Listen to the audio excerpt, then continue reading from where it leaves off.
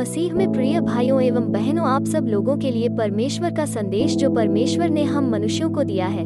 इस संदेश में मैं आपको बाइबल के वचन से परमेश्वर की दिव्य महिमा का दर्शन के बारे में बताने जा रही हूँ। इस वचन को सुनकर आपको ईश्वर की आशीष मिले।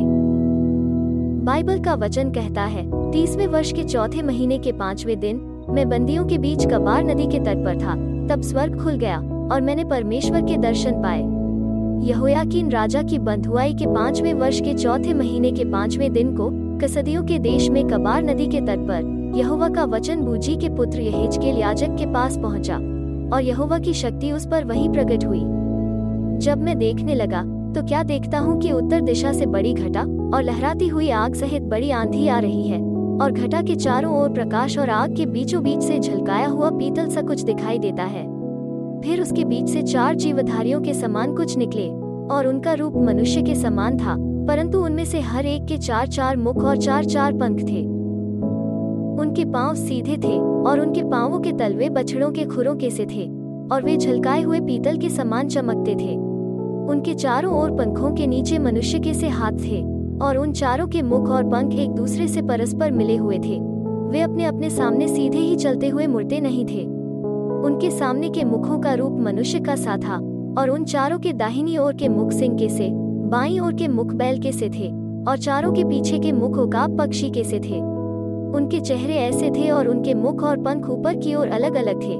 हर एक जीवधारी के 2-2 पंख थे जो एक दूसरे के पंखों से मिले हुए थे और 2-2 पंखों से उनका शरीर ढपा हुआ था। वे सीधे अपने अपने सामने ही चलते थे, वे उधर ही जाते थे और चलते समय मुड़ते नहीं थे। जीवधारियों के रूप अंगारों और जलते हुए मशालों के समान दिखाई देते थे और वो आग जीवधारियों के बीच इधर उधर चलती फिरती हुई बड़ी ही प्रकाश देती रही और उस आग से बिजली निकलती थी। जीवधारियों का चलना फिरना बिजली का सा था। जब मैं जीवधारियों को देख ही रहा था तो क्या देखा कि भूमि पर उनके पास चारों मुखों की गिनती के अनुसार एक एक पहिया था। पहियों का रूप और बनावट फीरोजे की सी थी और चारों का एक ही रूप था और उनका रूप और बनावट ऐसी थी जैसे एक पहिए के बीच दूसरा पहिया हो। उन चारों पहियों के घेरे बहुत बड़े और डरावने थे और उनके घेरों में चारों ओर आंखें ही आंखें भरी हुई थी। जब जीवधारी चलते थे तब पहिए भी उनके साथ चलते थे और जब जीवधारी भूमि पर से उठते तब पहिए भी उठते थे। जिधर आत्मा जाना चाहती थी उधर ही वे जाते और पहिए जीवधारियों के साथ उठते थे, क्योंकि उनकी आत्मा पहियों में थी। जब वे चलते थे तब ये भी चलते थे और जब वे खड़े होते थे तब ये भी खड़े होते थे और जब वे भूमि पर से उठते थे तब पहिए भी उनके साथ उठते थे, क्योंकि जीवधारियों की आत्मा पहियों में थी। जीवधारियों के सिरों के ऊपर आकाशमंडल सा कुछ था जो बर्फ के समान भयानक रीति से चमकता था और वो उनके सिरों के ऊपर फैला हुआ था। आकाशमंडल के नीचे उनके पंख एक दूसरे की ओर सीधे फैले हुए थे और हर एक जीवधारी के 2-2 और पंख थे जिनसे उनके शरीर ढनपे हुए थे। उनके चलते समय उनके पंखों की फड़फड़ाहट की आहट मुझे बहुत से जल या सर्वशक्तिमान की वाणी या सेना के हलचल की सी सुनाई पड़ती थी और जब वे खड़े होते थे तब अपने पंख लटका लेते थे। फिर उनके सिरों के ऊपर जो आकाशमंडल था उसके ऊपर से एक शब्द सुनाई पड़ता था और जब वे खड़े होते थे तब अपने पंख लटका लेते थे।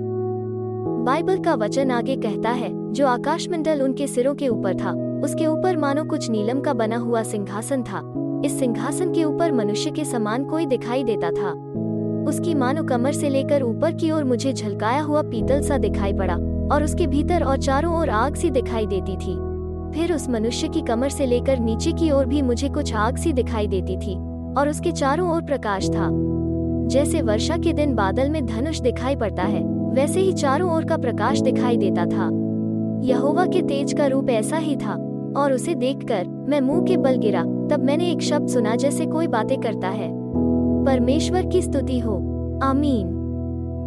मेरे प्रिय भाइयों एवं बहनों, बाइबल का वचन अगर आपको अच्छा लगा वीडियो को लाइक करें और इसे ज्यादा से ज्यादा फैलाने में मदद करें और हाँ, चैनल को सब्सक्राइब जरूर करें।